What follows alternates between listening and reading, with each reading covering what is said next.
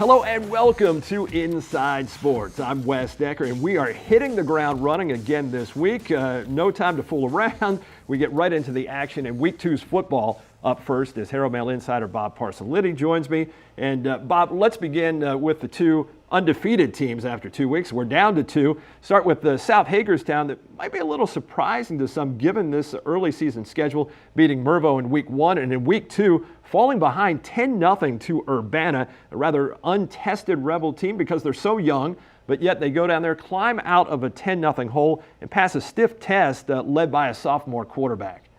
Yeah, it was a pretty good performance. I think they fell, like you said, they fell behind and scored the last 30 points and really took over and probably made a statement in this game. Yeah, I think so too. And, you know, Timmy Townsend at quarterback is our Buffalo Wild Wings player of the week. Winds up going 9 for 18, threw an interception early, but then bounced back from that, throwing 3 touchdowns and for 118 yards. He hit Lincoln Akubu just before halftime to get South on the board. And then in the third quarter, with just over 2.5 minutes remaining, hits Jaswa Sanone for the go-ahead score, and then finished up his 3-touchdown performance with a 4th down toss to senior Mike McCook midway through that final period. But the defense was huge too for South, allowing just 56 yards after halftime, absolutely shutting down the Urbana team. So, I mean, the defense is probably quietly assembling something here. Yeah, I think so. I mean, pretty impressive in week number 1 with some key stops at some key times, and then again in week number 2, 29 of the 54 players on the roster, non-seniors for the Rebels. So again,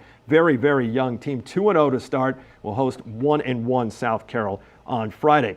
Boonesboro goes to 2-0 with a 35-13 win over Manchester Valley. One that you saw, and monster numbers for the Warriors, 628 yards of total offense, 572 of those coming with a ridiculous ground attack. It was a game that pretty much proved that only Boonesboro can stop Boonesboro. Well, they had 4 turnovers in the first half and walked off the field with a 14-0 lead still.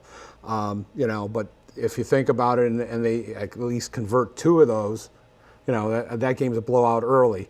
But still, they went into the halftime, they made a couple of adjustments, they took care of the ball, and hitched their wagon to Zach Grams. Yeah, they'd be very happy with the way the second half played out. And Grams just ultra impressive, 32 carries, 236 yards, 3 touchdowns, as the Boonesboro goes to 2-0 for the 5th time in the last 6 seasons. Now won 7 consecutive home openers, and will go after their 14th straight regular season victory coming up on Friday at home against Brunswick. Smithsburg was at home on last Friday against Delmar, but didn't matter. The Wildcats come in from Delaware, score on their first 2 possessions of the game, jump out to a 13-0 lead, and from there Smithsburg had to try to battle back.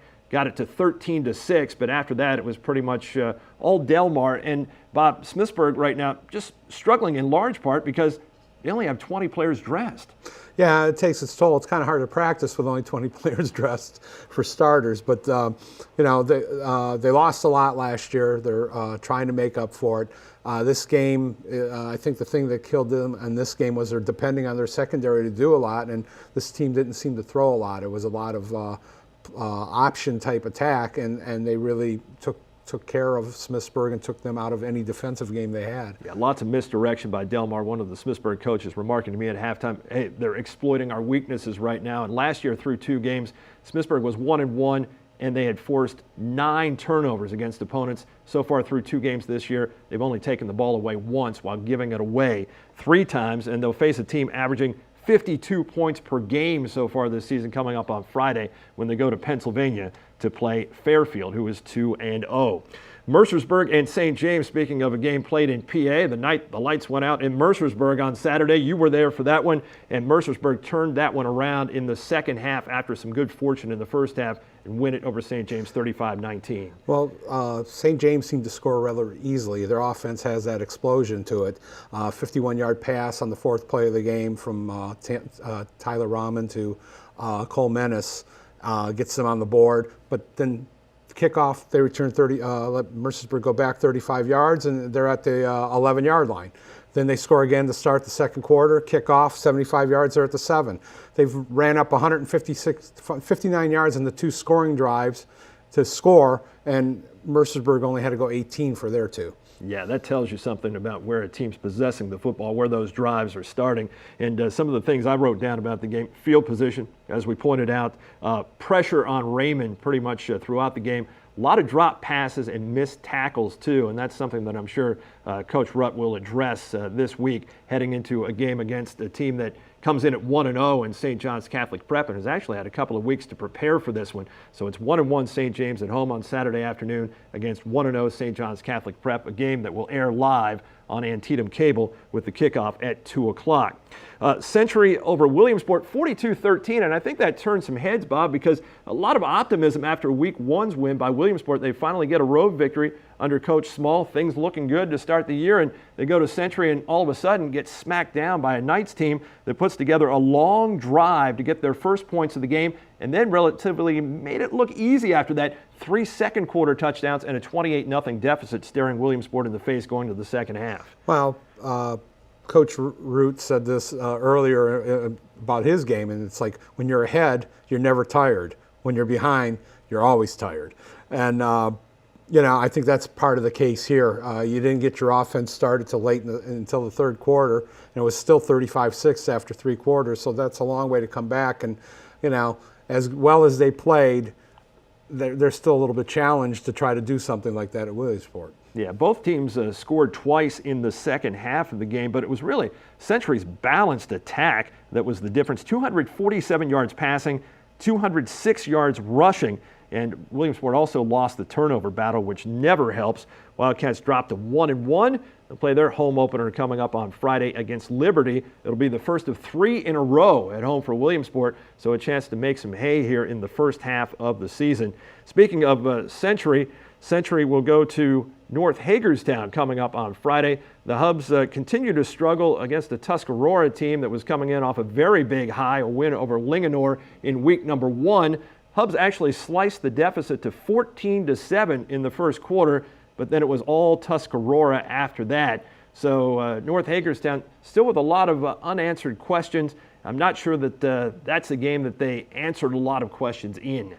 Well, they're still trying to find something there. The plus was that Ben Stottlemyre played and he scored the touchdown. So that gives them something new and something that they really were looking forward to using. But there's still some work to be done in order to get to places. Yeah, it's very tough when you have a sophomore quarterback. Scott Neal, who certainly wants to play the position, has some talent, but man, when you haven't been under center and all of a sudden you're in there in a varsity game, and then a team like Tuscarora, who apparently might have something special going this season, comes in, it's going to be a rough outing. North Hagerstown and Century coming up on Friday. And it was Mount Carmel over Hancock by a score of 30-14. Panthers were outscored 22-8 in the second half of that game after keeping it close in the first half. Now 0-2 for the first time since 2012. We'll host Capital Christian on Saturday, and maybe this is the opponent that Hancock is looking for. Well, Capital Christian is 0-3 already, and they've been outscored 81-22 so far. But Hancock's only had 13 points this year. Yeah, so something hopefully will give in the Panthers' favor coming up on Saturday. So that is a look at our Week 2 football, at least as far as Bob and I can hash it out right now. There's one more game that was played on Friday night that involved the Clear Spring Blazers. Actually, carried over to Saturday, too. So 2 days, 3 Clear Spring players. They'll be here when you come back. Football continues in just a moment.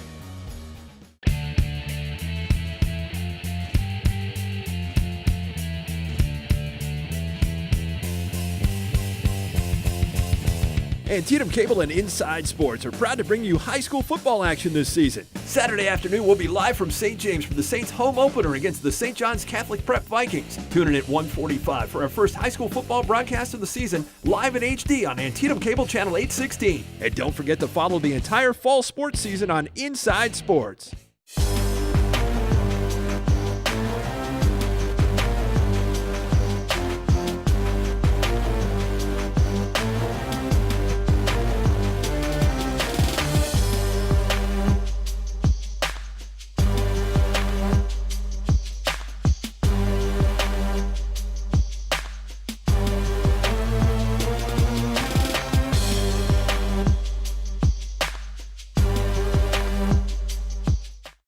At Hagerstown Ford, we charge less, period. We're the largest Ford store in the tri-state area. Number one for only one reason. We charge less, period. Hagerstown Ford delivers. We'll bring your new ride to you and do the whole deal sitting at your kitchen table. Easy peasy. Get more for your trade, easy on-the-spot financing, and the lowest prices on the East Coast guaranteed. And if we can't beat their deal, we'll buy that car for you. Hagerstown Ford, we charge less, period. Welcome back to Inside Sports. We continue with more football now, and joining me, three members of the Clear Spring Blazers, winners on Saturday morning, as it turned out, over Brunswick by a score of 26-22.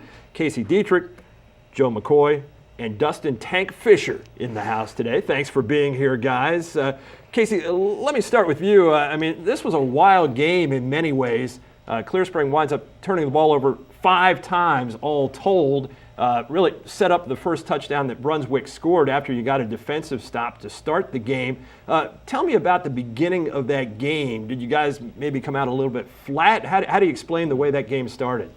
I don't know. I just think the momentum picked up for us throughout the game, and then once we started figuring out where the linebackers needed to be to get the stops that we needed for them running the ball, then it just kind of gave us the momentum that we needed to push through.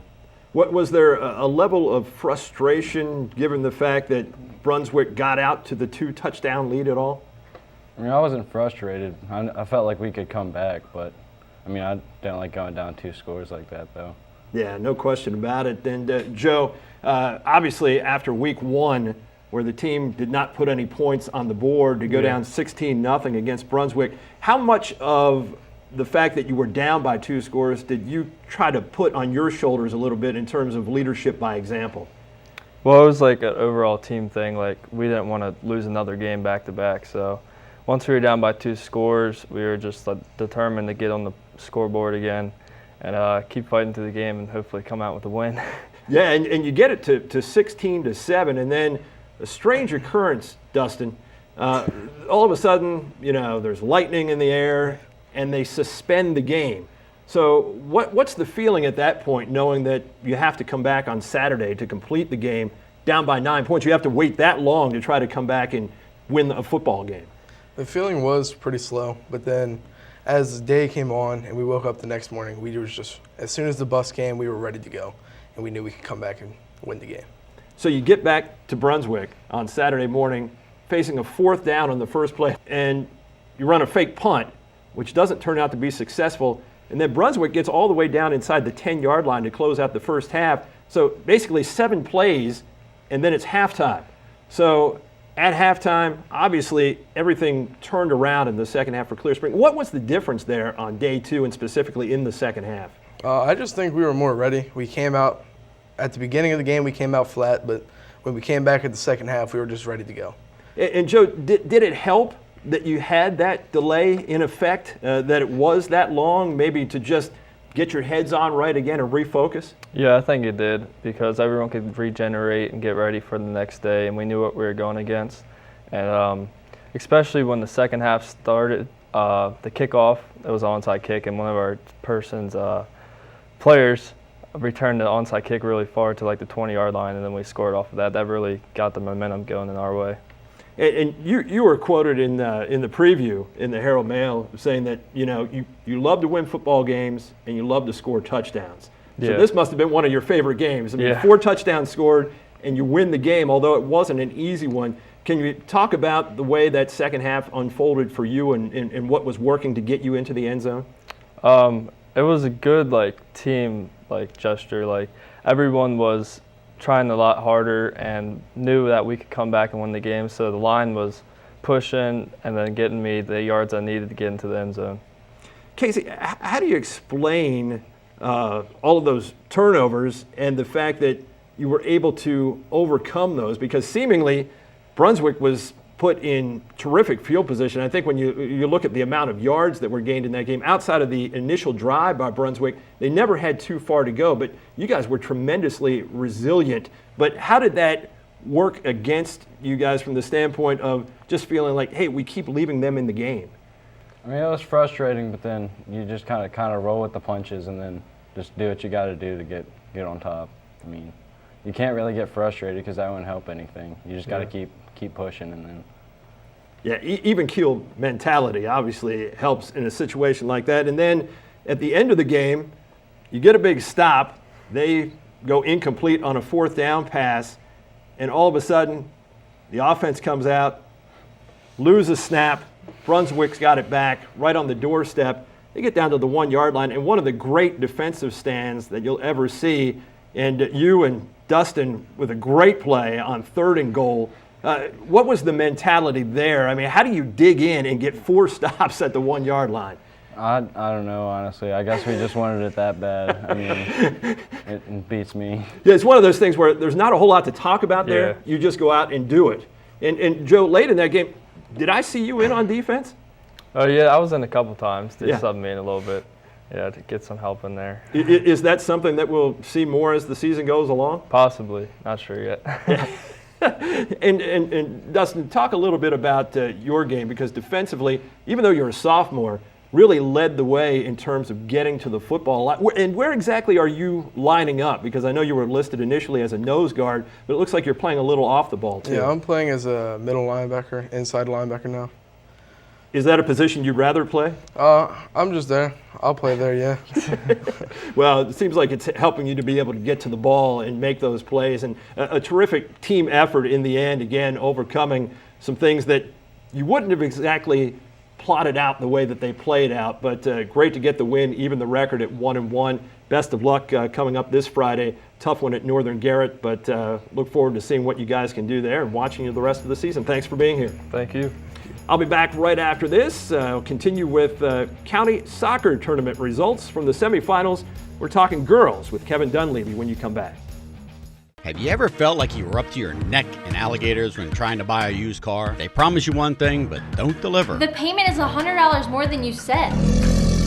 As is? If it's such a great car, why is it as is?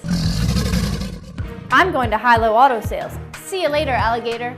When buying a car, don't try to wrestle with alligators. Let the pros at Hilo worry about your credit. Hurry into Hilo Auto Sales, where you always get a 6-month, 6,000-mile warranty. Go to HiloAutoSales.com today. Hamilton Nissan made buying my new Nissan Rogue an easy decision. Every car they sell automatically comes with their Hamilton for Life program. With it, I get free oil changes, free tire rotations, free car washes, and Hamilton's limited lifetime engine guarantee. And this mom didn't pay a dime for that peace of mind. It completely took the worrying out of car buying, and it's keeping my family on schedule, and we have a lot of places to go. The Hamilton for Life program, getting you where you need to go.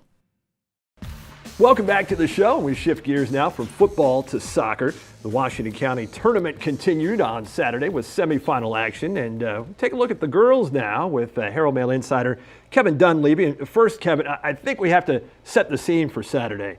Hot, humid, and breezy. There was no question about that. And the site was Williamsport High School. And first up, Smithsburg, the two-time defending champs, playing on Williamsport's field against the Wildcats. And it was a rematch of last year's final, a battle between two teams who have combined to play in the last 5 county tournament championship games, and a very low-scoring game at that. Not that there weren't opportunities, but it was Williamsport who took advantage of one big one. Yeah, and then they in the second half they really controlled it and had more opportunities. It could have been a 3 or 4 goal game for them, but it was good goalkeeping by Smithsburg, just keeping them in there. And it was a game that maybe the heat took a factor. It looked like maybe Williamsport was in better shape. They played better in the second half, and Smithsburg, they kind of wilted a little bit. Yeah, Mackenzie Dudley with the only goal of that game. Yeah. Aaron McVickers started it all, and then Taylor Neff keeping the ball alive, and then Dudley putting it in the 38th minute. And that was a huge goal in that game because getting the first goal is always so important, but as we talked about with the conditions, I think that played an even bigger role. Yeah, and John Bodner, the coach of Williamsport, specifically mentioned that. He had told the girls before the game that it was going to be important. More of a mental factor, maybe, just being down, and and even the goal, I think, was almost a mental goal in that it was at the end of the first half when players are waiting for the half to be over, and Aaron McVicker won a 50-50 ball, and it was just pretty much will that led to that goal.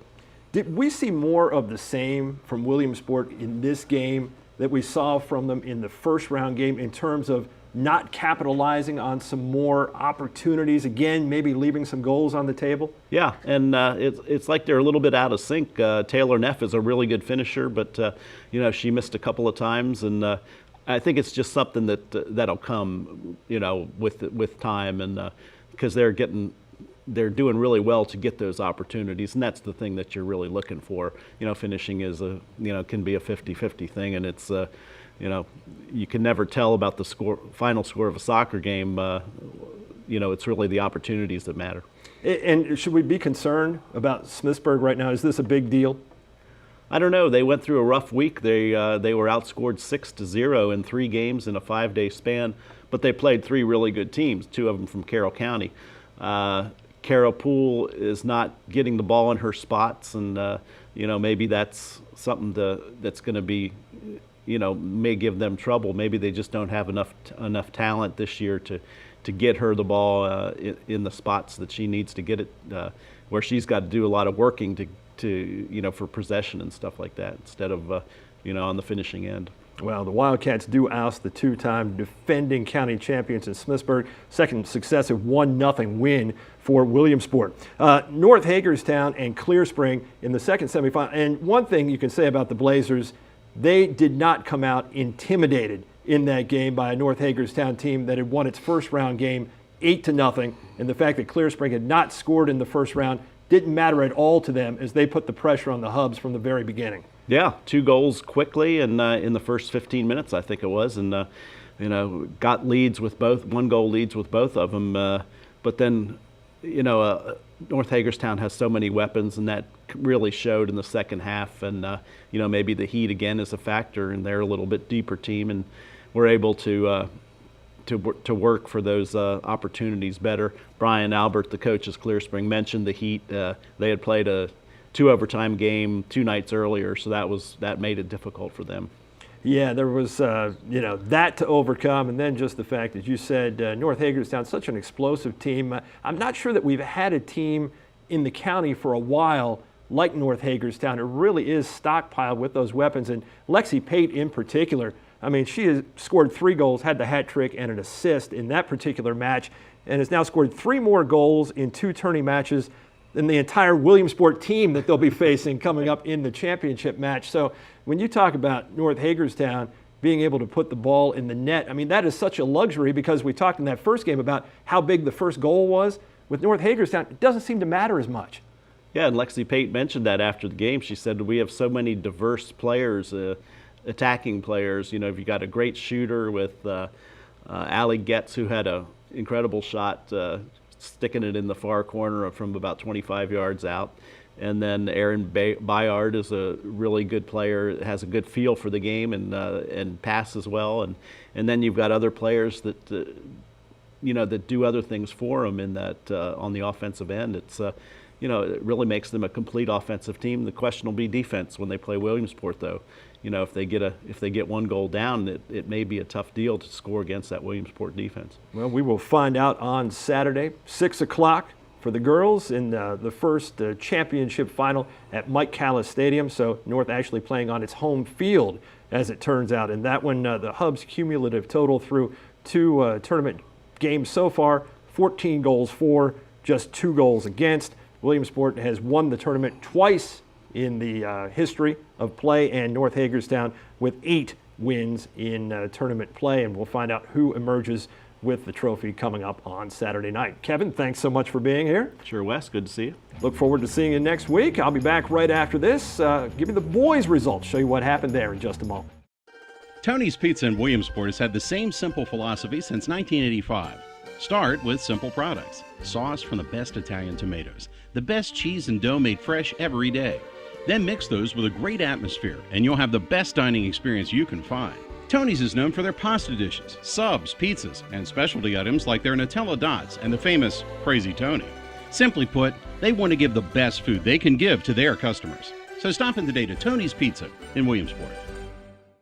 At Hagerstown Ford, we charge less, period. We're the largest Ford store in the tri-state area. #1 for only one reason. We charge less, period. Hagerstown Ford delivers. We'll bring your new ride to you and do the whole deal sitting at your kitchen table. Easy peasy. Get more for your trade, easy on-the-spot financing, and the lowest prices on the East Coast guaranteed. And if we can't beat their deal, we'll buy that car for you. Hagerstown Ford, we charge less, period. Welcome back to the show. The 18th Annual County Public Schools Soccer Tournament's venue changed for the boys from Clear Spring in round one to South Hagerstown School Stadium for last Saturday's semifinals. Wholly apropos, given that it's being billed as the Tesla Cup, a nod to longtime and recently retired Rebel Athletic Director Mike Tesla.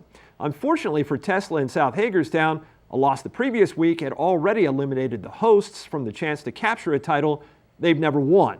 The first semifinal of the evening pitted the team that handed the Rebels a 2-0 setback the prior Saturday, the school that's enjoyed the most success in the tourney all time, the North Hagerstown Hubs, opposing the reigning and defending county champion and school with the second most plaques, the Williamsport Wildcats.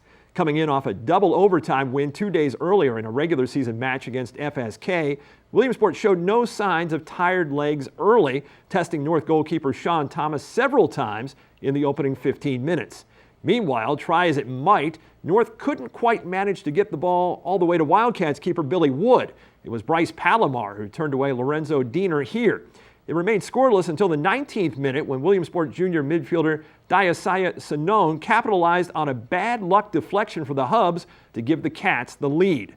Just over 6 minutes later, Ryan Bowman, the same guy who assisted on Sanone's goal, lofted a perfect corner kick into the box, and Keith Hamilton used his head to perfection as the juniors combined to increase the Williamsport advantage to 2 in the 25th minute. If not for a superb effort by Thomas, the two would have made it 3-0 in the 31st minute, but the senior kept his Hubs within striking range with a spectacular stop. For North, their opportunities were few and far between, while the Wildcats found their best defense of a 2-goal lead was creating more chances with their offense. The second half played out similarly, with Thomas turning into the most aggressive Hub, first sprinting way out to deny Palomar in the 44th minute, and then sliding to stop Logan Nally's attempt 4 minutes later. And in the 59th minute, Bowman just missed on what would have been the goal of the night, but he and his teammates had already done enough to make those two first-half markers stand up to advance to this Saturday's championship final. Opposite either Clear Spring, the team Williamsport came back to beat 3-2 in round one, or the Boonesboro Warriors, who overwhelmed Smithsburg 7-1 a week ago. The nightcap turned into a stalemate early on, with Adam Berleman pulling a shot wide for Boonesboro before the Blazers' Jarrett Lozich tested Warrior keeper Connor Blair. Clear Spring appeared to break through in the 32nd minute, but Antonio Resendez's goal was waved off for a Blazer foul prior to the shot, and the match would go to halftime in a scoreless deadlock. But after the intermission, it didn't stay that way long. In the 42nd minute, it was Joe Miko's heat seeker of a free kick that produced a rebound that Cole Breakall jammed in as the senior co-captains combined to give Clear Spring the match's all-important first goal. Boonesboro ratcheted up the pressure from that point forward, with Alex Petty just missing placing the equalizer between the bar and Blazer keeper Colin Holterman's hand, and then the junior midfielder fired just off the mark in the 59th minute. There was more Warrior offensive push in the 61st. First it was senior midfielder Jacob Silliman, and then sophomore Riley Long, but neither could cash in. 3 minutes later, the Boonesboro barrage continued with Long again, followed by junior forward Nick Kaufman coming away empty. With the Warriors' desperation growing and Holterman's confidence showing, the Warriors were enjoying no luck on offense, though they did catch a big break on defense, appearing to get away with one in the 76th minute. However, that good fortune ran out about 2 minutes later and set up junior Evan Ramachati for a penalty kick that Blair got a hand on but could not stop, as the team, clearly motivated to earn its rematch with Williamsport, accomplished just that with the 2-0 win. So this Saturday night at 8 o'clock at North Hagerstown's Calais Stadium, it'll be Williamsport seeking its second straight and fifth all-time county championship versus a Clear Spring team determined to capture the school's second ever county title. Representatives from the boys and girls champions will be here next week to tell you how they did it, plus all of Week 3's football in review. Thanks for watching this time, and I look forward to seeing you next time on The Inside. Hey, your sisters and your brothers, your haters and your lovers, you gotta get up in the streets.